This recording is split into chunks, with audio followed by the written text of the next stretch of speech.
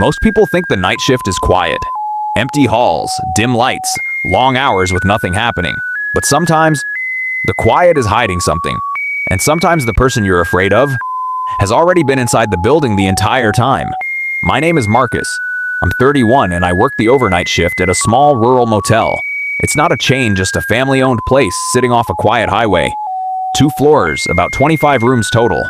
The kind of place travelers stop at when they're too tired to keep driving. I work from 10 p.m. to 6 a.m. Most nights are dead quiet. A couple late check-in, maybe someone grabbing coffee from the lobby machine, but after midnight, the place usually feels completely empty. That's why I took the job. I'm not much of a people person, and getting paid to sit in a quiet building sounded perfect. The motel has a small front office with the desk, a few chairs, and a coffee machine. Behind the desk is a hallway that leads to the back office where I usually spend most of the night. Back there's a couch, a desk, a mini fridge, and a small TV mounted on the wall. But the most important thing is the little speaker above the door. Whenever someone rings the bell at the front desk, it makes a loud ding back there. So normally I just sit on the couch, watch something on my laptop, maybe scroll through my phone and wait for the bell. That way I only go to the front when someone actually needs something. After working there long enough, you start to learn the building's sounds. The heater clicks when it turns on. The pipes knock in the walls. The building creaks when the temperature drops at night. At first those noises are weird, but eventually they just become background noise, until something happens that doesn't belong. This happened on a Tuesday night last fall. It was around 2 a.m. Cold outside, maybe in the 40s. The parking lot only had 4 cars in it. I was sitting on the couch in the back office watching videos on my phone when I heard it. The front desk bell. I stood up, walked down the hallway, and stepped into the lobby. But there was no one there. The desk was empty. The chairs were empty. The glass front doors showed nothing but a dark, empty parking lot. I stood there for a moment, expecting someone to walk in, but no one did. I even stepped outside and looked around. Nothing. No cars pulling in, no headlights down the road, just silence.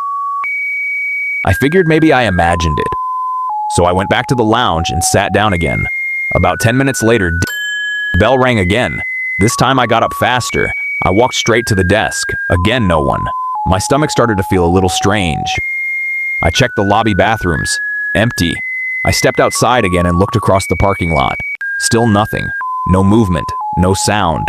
Just the wind moving through the trees. At this point, I started thinking maybe someone was messing with me. Maybe a guest's kid thought it would be funny to ring the bell and run away. So this time I stayed at the desk. I pulled the chair up behind the counter and sat down facing the bell. If someone tried it again, I wanted to catch them. The lobby lights were dim. The building was so quiet I could hear the wall clock ticking. 5 minutes passed. 10 minutes. 15. Nothing happened. My eyes started getting heavy, and right when I started convincing myself I'd imagined the whole thing, the bell rang again. But this time I saw what pressed it.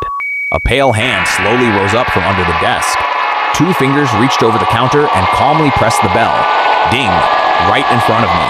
I jumped out of the chair so fast it tipped over behind me. I ran down the hallway into the back office and slammed the door. My heart was pounding so hard I could barely breathe. Because that meant one thing. Someone had been hiding under the desk. Just a few feet away from me. The entire time. I locked the door and rushed to the security monitors. There were 4 cameras. 1 in the lobby, 1 in the hallway, 2 covering the parking lot. At first, the lobby camera just showed the empty desk. Then I saw movement. A head slowly lifted up from behind the counter.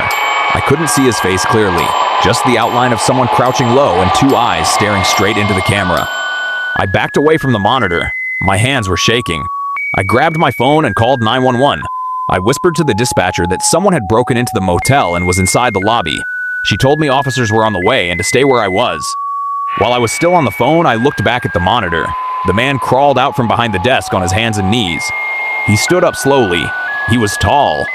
Then he started walking around the lobby. Calm, slow, like he had all the time in the world. Then he turned and started walking toward the hallway that led to the back office. Toward me. A second later, the door handle rattled. Once, slowly. Then it stopped. I pressed my back against the door and held my breath. The dispatcher kept asking if I was safe, but I could barely speak. After a few seconds, I heard footsteps walking away. When I checked the monitor again, he was pacing the lobby. At one point, he stood by the glass doors just staring outside, almost like he was waiting for someone. Minutes felt like hours.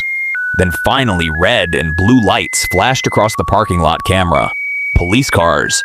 The man must have seen them too, because he suddenly ran out of the frame. When the officers searched the building, they found a rock wedged in the front door to keep it from locking.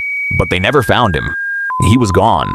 I finished my shift that morning, but I didn't sleep for almost a full day, because I kept thinking about that moment. The moment the bell rang and that hand came up from under the desk. Calm, slow, like he had been waiting there just to see how long it would take me to notice.